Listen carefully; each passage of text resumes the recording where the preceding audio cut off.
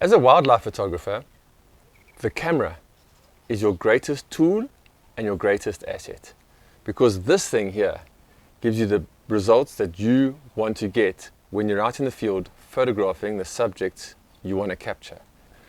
I've been photographing for 22 years in Africa, and as a wildlife photographer, I've come to know this type of camera, the Nikon brand, exceptionally well.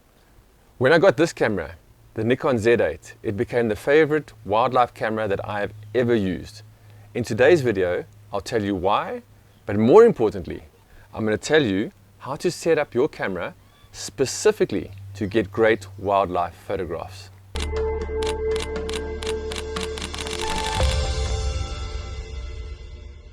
My name is Shem. I'm a professional wildlife photographer and have photographed across the globe for the last 24 years. But Africa remains my muse. And today I want to speak to you about how to make great wildlife photographs with the Nikon Z8. The camera, as I mentioned, is a great tool.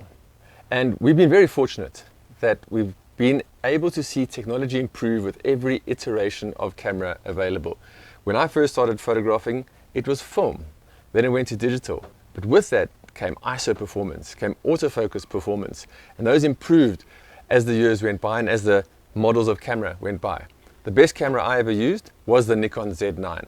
And as a wildlife photographer, I did use it. However, the Z8 became my favorite. It's lighter and it has 95% of the functionality of the Z9. Z9 was great for being in the field. It's like a Rolls Royce of cameras. It can do everything, but it's large and it's heavy.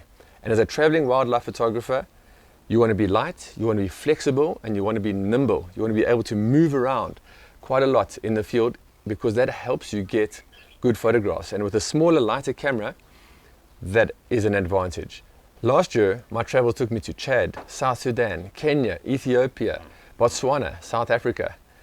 And as a traveling wildlife photographer, you want to be light and nimble. So that's why this camera, size-wise, has hit the nail for me.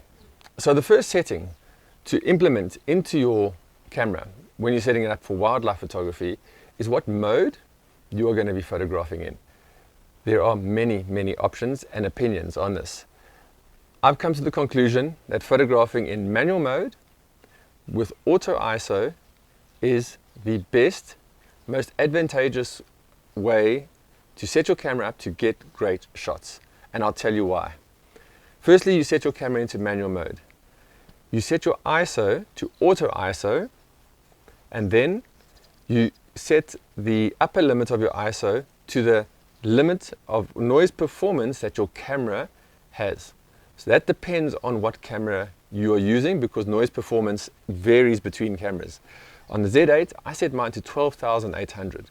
And then I'm free to change my shutter speed and my aperture as I want for the creative appeal and use, and also the technical practicality of the subject. If it's low light, I bring my shutter speed right down. If I want to get depth of field, I ramp my aperture all the way up. So I have the flexibility to maneuver those around. Just like you have when you're in aperture priority or shutter priority, you are always adjusting one of those. And there you would be also adjusting your ISO. Here you're adjusting your shutter speed and your aperture together. And you have default settings, which is really nice. The default settings for me would be 1,000th of a second at f6. That's my initial setting that I have here. And then I let the ISO float. It means that if I'm sitting here in this height like I am right now, and a subject just quickly pops up, I can grab a camera, point it and shoot, knowing that 1,000th of a second, the chance of freezing that subject is very high. So by default, my grab shot setting is very high shutter speed, 1,000th of a second, meaning that my initial photograph burst, and sometimes with wildlife photography, we all know this, it's very serendipitous and subjects jump out at you while you're not expecting them to. And so having a default setting is very important for you to get that initial shot. Then you can ramp up the shutter speed even more if it's high action, or slow it down or add some aperture. Those are creative elements that you apply once you've got that initial burst of images that's just leapt out at you. As a wildlife photographer, probably the most important part of your tools and your lens is autofocus. You want the autofocus to work as best as it can for you. And there's a couple of ways to set that up. Of course, you want to set it to be as fast as possible, as accurate as possible, and as sensitive as possible. However, there are some conditions out in the field that affect how the autofocus performs. And so I want to show you how I navigate around those to get the most out of autofocus performance. Firstly, the cameras have now got multiple different options. They've got dynamic focus, they've got big, large groups of an area to focus, and they've also got 3D tracking and eye tracking and animal focus tracking. It works really, really well until you get a piece of grass or a reed in your frame. So as you can see, we've come outdoors because I want to find some subjects to show you exactly how I can cycle through the various focus modes. These two buttons right here, where my fingers are here, are very accessible. And so that means the easiest way to affect the custom settings that you have on your camera. So these two buttons right here, where my two fingers are in front here, are the ones that I customize the most for my camera. The top one I set, and you'll see it right now, to cycle through the focus modes that I want. Of course, the default one is the 3D tracking focus that locks onto the eye of an animal or a person or even a bird once it detects that contrast on the subject. So it's very good in clean, open settings and scenes. When there's grass in the way, very difficult. When there's leaves in the way, it's very difficult. So when you've got a leopard walking through grass, or a bird in amongst the reeds, or an antelope species that's in long grass, it struggles a great deal because there's now multiple focal points through the range that it thinks it can select on. So then I can quickly cycle through my focus modes to select the focus mode that is most adept at focusing on the subject I want. If it's a subject in grass, I go for the smallest square that I can find, and that pinpoints onto the subject itself. If it's birds flying through the sky, I go for a broad rectangle, and that then captures all the birds flying. It picks up the first bird out of that group and locks onto that and captures that. So the focus modes are there to help you for different scenarios. There's no one focus mode that'll work all the time. And of course, that's what the marketing guys for the camera companies will tell you, that one focus mode works all the time. But as a wildlife photographer, you need to understand your subject, understand your camera, use your camera to select the best focus mode in that moment to capture your subject. And by quickly pushing this button here and cycling through those focus modes, you are guaranteed that you will have the best and the fastest way of finding the right one for that moment. So there's two more aspects that I would like to talk about on the camera. Back button focus. There's many videos that will take you through the intricacies and details of back button focus. Once you start using it, you'll never go back. That's the way I describe it. I love using back button focus, and with these new autofocus technologies, I don't have to cycle through focus points around the frame anymore. I just use my back button focus over here and activate the shutter with my forefinger in the front over here. I've been doing it for so many years now, it becomes second nature, and it allows me to do one thing that's very important. Focus on your subject, release the thumb, recompose through the frame. So your subject can be top left, top right, right down on the bottom. It remains in focus, and then you take the actual image. And then if the subject starts running towards you, as is what you like with wildlife photography, you want action, you just hold your thumb down and the autofocus continually focuses on to the subject and you get your action shots.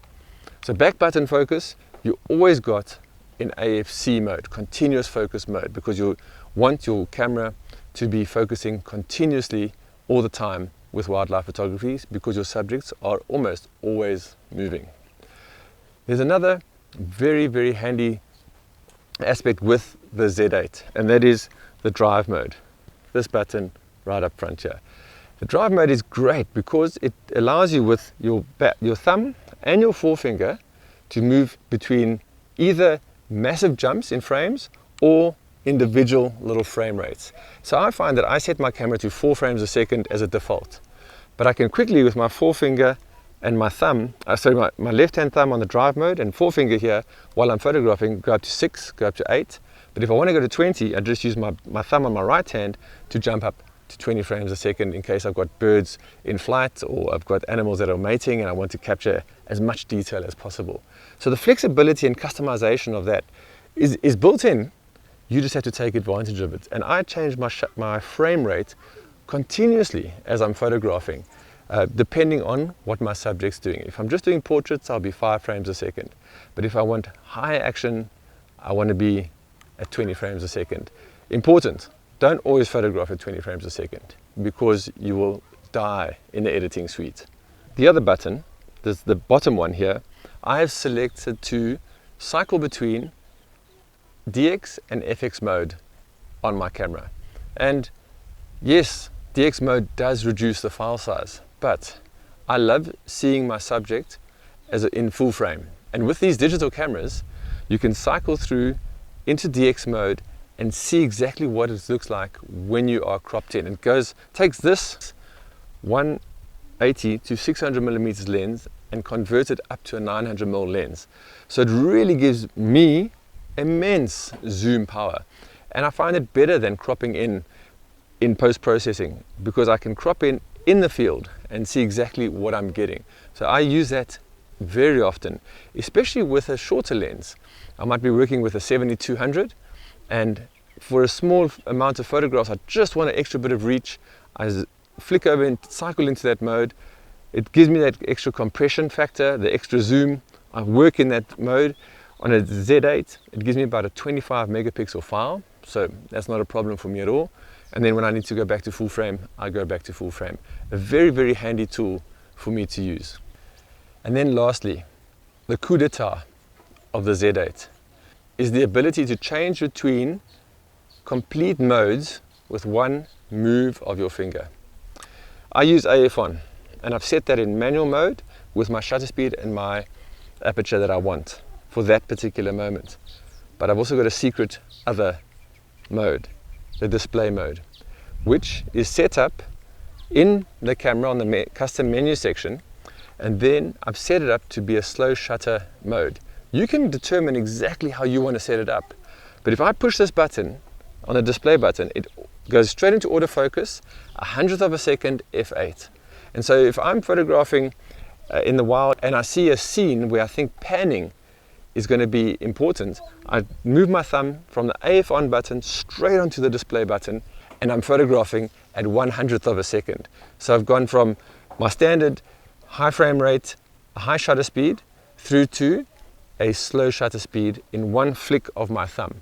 I mean, how cool is that? That you can customize your camera to go from one to the other. And you can set the display mode in this setting to be exactly what shutter speed and what aperture you desire. So if you want a very fast frame rate, if you're a bird photographer and you want to use your display mode for that, and you want to move from photographing a street scene and you see a peregrine falcon flying above, you just flick your thumb over, point it at the sky, and you get your shots.